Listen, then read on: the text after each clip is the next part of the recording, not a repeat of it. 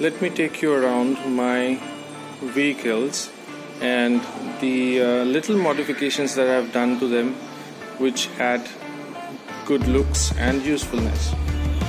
This is my 2016 Duke 390.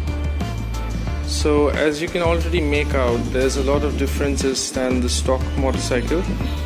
To begin with, I have got a tail tidy kit done. So if you see, it's just not a chop job, it is also a bit of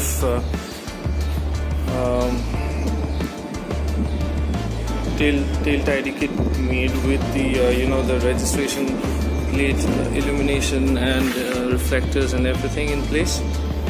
We also have RC390 rear seat retrofitted into my bike. So there's a different video altogether where I have explained everything about it. The tire hugger is there. However, even if you have the tire hugger, there's a lot of slush which comes up. So what I've done is I've added an extra mud flap. This mud flap is nothing new.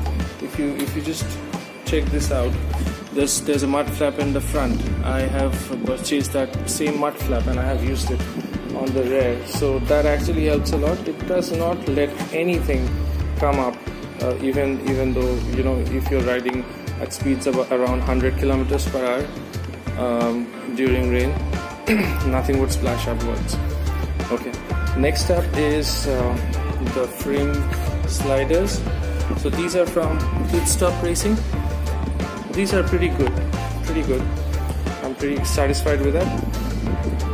Then we have the handlebar from Duke 250 and a small stability bar where I usually mount the action camera and the mobile phone holder. Now the next thing that we have over here is very interesting, pedal disc. Now where did I get these pedal discs from? These are direct fit from the latest generation RS200, Bajaj RS200. So they look the same, the design is same. It's only that the this center bit is black. It's dirty, so you're probably unable to see. Now if you notice, it's black. It's the same size as the stock 2016 generation Duke, and it's a direct fit. You don't need to do any modifications.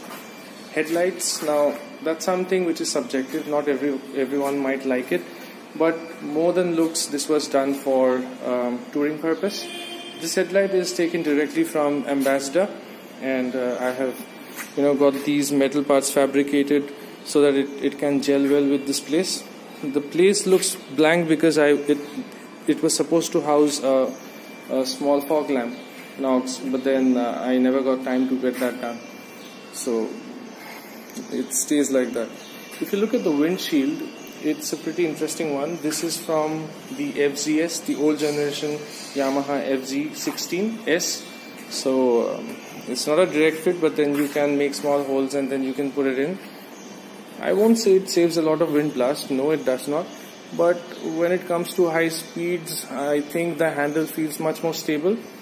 That's something which is a really good add-on.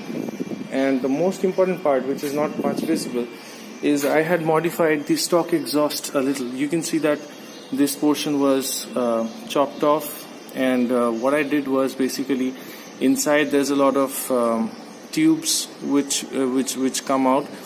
So I have taken those tubes out and I have replaced them with fatter stainless steel tubes. So there's no chance of carbon deposits. From this side it looks the same, you won't be able to figure out, but then if you go on the other side you would notice there's one extra outlet. So that kind of changes the whole way how the motorcycle behaves. So at this moment what happens is the stock bike was completely tuned for a lot of low end and a very strong mid end, but at this point of time, after the modification is done, what happens is the low end has reduced, but I have a very strong mid range and top end, and leave aside the sound, it sounds amazing.